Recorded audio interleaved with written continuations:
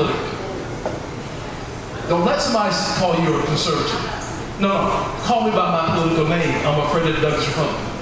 And once they call you as a conservative or Republican, those are attack words.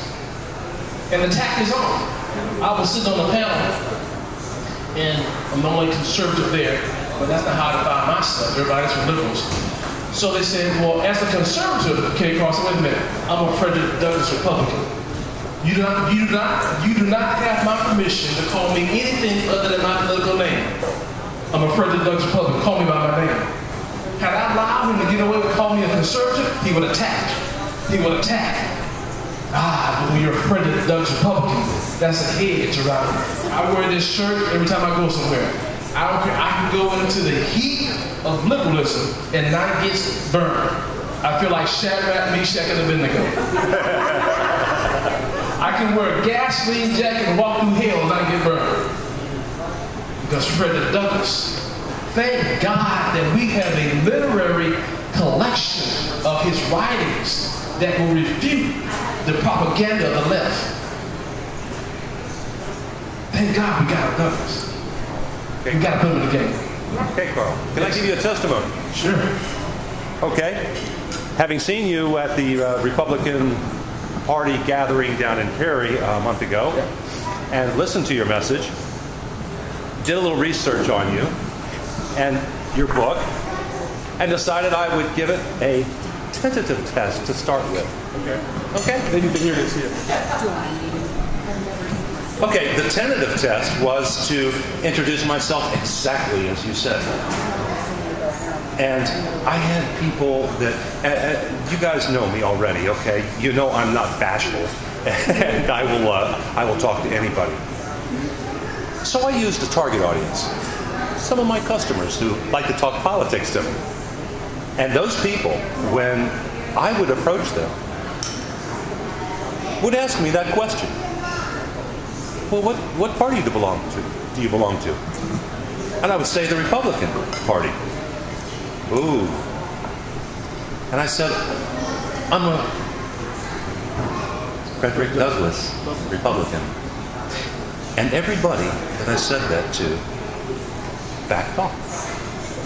And I said, do you know who that Frederick Douglass is? Well, why, of course I do.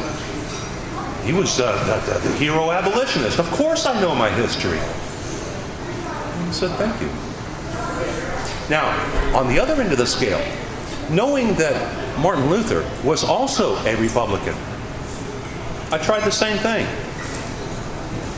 but with entirely different results. Yeah, you know why? Can you explain that? Yeah. The question is, with his Frederick Douglass Republican mantra, when he made the public statement, I'm a Frederick Douglass Republican, what happens is, when you say that you're a Republican, you're always on the defense. Or you're a conservative, you're always on the defense. When you say you're a Frederick Douglass Republican or a Frederick Douglass Liberty Minister, you're in a position of power. And Satan behaves. Okay? He behaves. And so, but you try to do the same thing with Dr. King. The problem is this: Dr. King was not a self-proclaimed Republican. Douglass said on one occasion, I am a Republican, a black, dyed-in-the-wool Republican. Meaning that, you ever try to put black dye in wool, it's not going to come out. He said, I'm a black dyed-in-the-wool Republican, and I never intend to belong to any other party than the party of freedom and progress. Dr. King didn't say anything like that. Now, Dr. King voted Republican.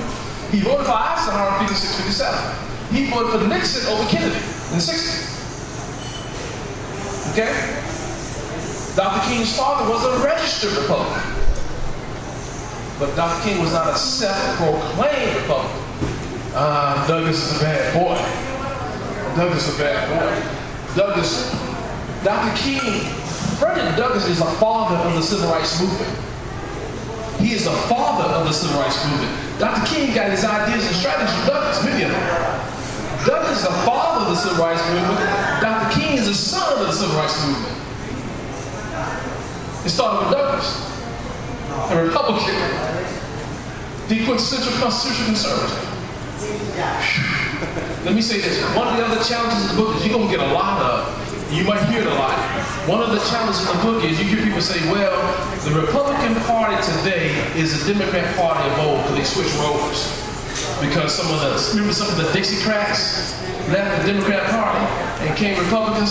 So a lot of folks say, well, the Republican Party is a racist party now, the Democrat Party is a party to support black liberation. That's a lie straight from hell. Let me tell you why.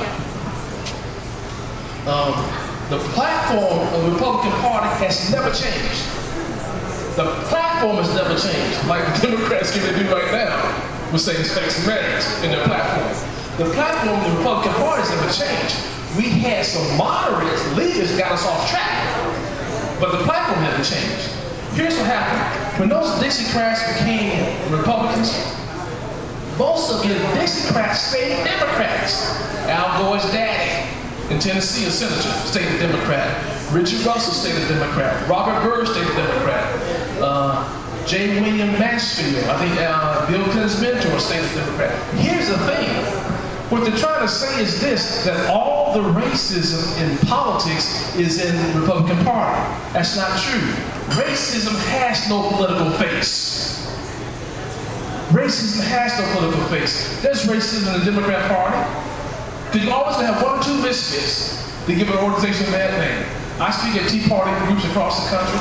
Is there racism in the Tea Party? I have never experienced it, but I'm not going to be naive to say that one or two people there are going to be some problem for the group.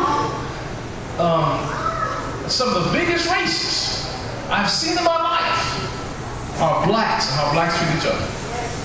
I'm a graduate of Alabama A&M University. When I attended school there, and this went on across the nation, there was a particular sorority. They had something called the brown paper bag test, meaning that you couldn't be an AKA if your skin tone was darker than a brown paper bag. You can't get more racist than that. So racism has no political face. Here's what I learned by studying Douglas. The proper focus is not if someone or an organization is racist or not. The proper focus is this: what are we doing or what are you doing to make a difference? Here's what I learned by studying Douglas. The racism that exists in America today is pale in comparison to the racism that Douglas dealt with back then. Racism back then was worse. The question is, how did Douglas deal with racism? He did three things. He faced it, he fought it, and he fixed it. And the way he fixed it was by interacting and impacting. When you interact and impact, you raise the level of morality of the people around you. And that's how racial healing is promoted. Al Sharpton, Jesse Jackson, and some of these other civil rights leaders, when they deal with racism, they're facing it, they're fighting it, they're not fixing it, they're finger pointing. When you finger point, you insult, you instigate, and you accuse. And when you insult, instigate, and accuse, you promote more racial hatred. And to accuse is a satanic strategy. And why do I say that? Revelations 12 and 10. Satan sits at the throne of God all day long and all night long. He is the accuser of the brethren. You're my brethren. Yeah. But Jesus said, I'm going to interact and impact. He said, kids, come out of that tree. I'm going to dine with you tonight. I'm going to interact with you tonight at your dinner in your house. And when Christ interacted with him, raised that man another moment.